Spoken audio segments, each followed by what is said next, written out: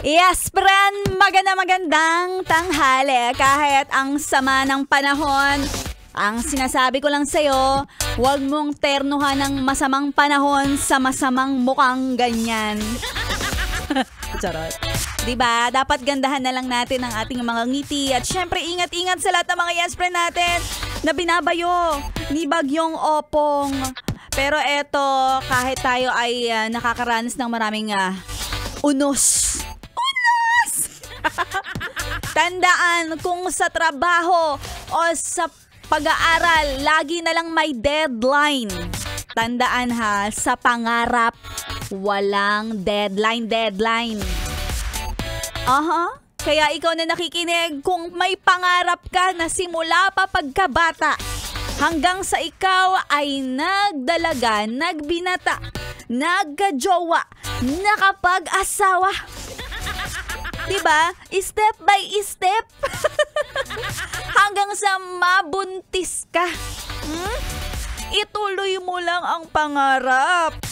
At yan naman talaga ang pinatunayan ng America's Got Talent Grand winner na si Jessica Sanchez. Congratulations naman sa'yo, ating Jessica. Imagine now, 20 years in the making. At ngayon, 9 months pregnant. Push na push sa pagsali sa mga ganyang contest. Tsaka ilang araw na lang siguro, ipupush mo na rin ang bata dyan sa sinapupunan mo. No, kasi nga malapit-lapit na. Kaya again, congratulations sa iyo, Jessica Sanchez.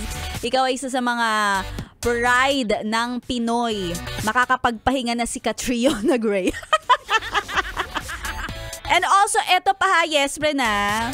Isa sa mga aspiring at saka matatawag nating very first Pinay astronaut in the making. Yan ha, kung nababalitaan mo na si Pauli Basubas. Muntik na akong magsabi ng maling apelido. Malapit na rin, konting-konti na lang, maaabot niya na talaga ang langit, literal. Kasi bata pa lang ay pinangarap niya na maging astronaut at ngayon tinatahak niya na nga ang landas patungo sa kanyang pangarap. Diba ganyan, yes friend. Tingnan mo yung mga in-example ko sa'yo, ganyan ang mindset. Hindi yung binabagyo-bagyo tayo ngayon, tapos ikaw naghahanap ka ng kakadel. Kung hindi ka ba naman talaga na pakakatin, gaya ng higad at hadhad. Charot. Kaya naman 'di ba, tamang mindset talaga. No, kaya walang magpapapigil sa ating pangarap kahit malakas ang bagyo. At syempre, pinapanalangin natin ang lahat ng mga kababayan natin, lalong-lalo na nasa parte ng Calbayog, Samar, na sana ay okay sila. Sa ngayon, malakas talaga ang bagyo at tayo naman ay mag-ingat-ingat lahat. Yes, friend, habang inisip natin kung paano nga ba talaga makakasurvive sa buhay na ito.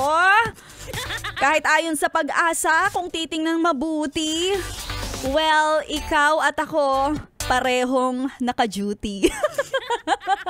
Duty pa rin, solid. At syempre, Bagyong Opong, kalmahan mo lang.